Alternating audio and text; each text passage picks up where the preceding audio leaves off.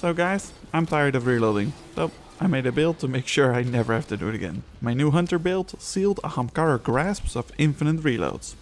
As you can guess from the title, it all starts out with the exotic hunter gauntlets, Sealed Ahamkara Grasps.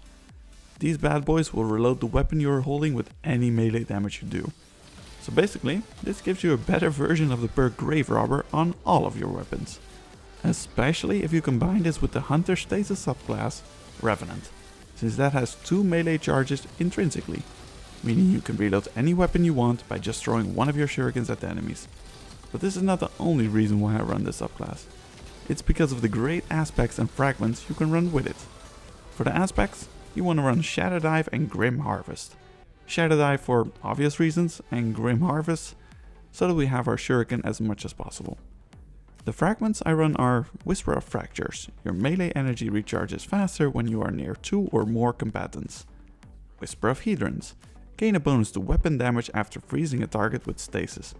And Whisper of Shards. So that when we throw our glacial grenade and destroy the crystals with Shadow Dive, we get some grenade energy back. Now of course, you don't have to run the stasis subclass, but it will work the best here. We have 1000 cuts. Wouldn't be so bad here either, but it is a little bit harder because you have to keep up the knife trick. So anyway, this opens up a lot of options as you can imagine. And that is also the beauty of this build. You can use whatever subclass you want and whatever weapons you personally love. A couple of recommendations would be Cloud Strike. With this sniper you can empty out all the shots and do insane DPS. If you can hit those critical shots, of course. Or maybe you like grenade launchers more. Well, empty out any grenade launcher with ease. Or how about the forgotten fusion rifle Merciless? As long as your target doesn't die, the charge rate will go faster and faster until you can just pull the trigger and shoot right away. So, as you can see, the options here are endless. So I personally paired this with the exotic machine gun Xenophage for a couple of reasons. First off, because you have an instant reload like you do with these gauntlets, then Xenophage is actually in the top 5 best DPS dealing weapons. Another reason is because I made a Warmind Cell build with this. What else, right? We all start with Global Reach, so that the Warmind Cell blows up everything. Warmind Protection, so that we take reduced damage from enemies that are near Warmind Cells.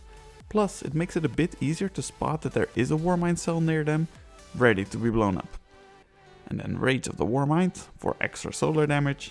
And last but not least, Wrath of the Warmind, because now any solar splash damage final blow will have a chance to create another Warmind Cell.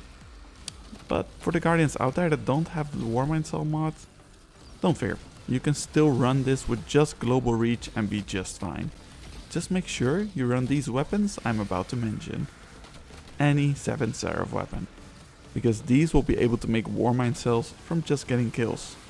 Wanna roll with an auto rifle and a sniper rifle? Do that!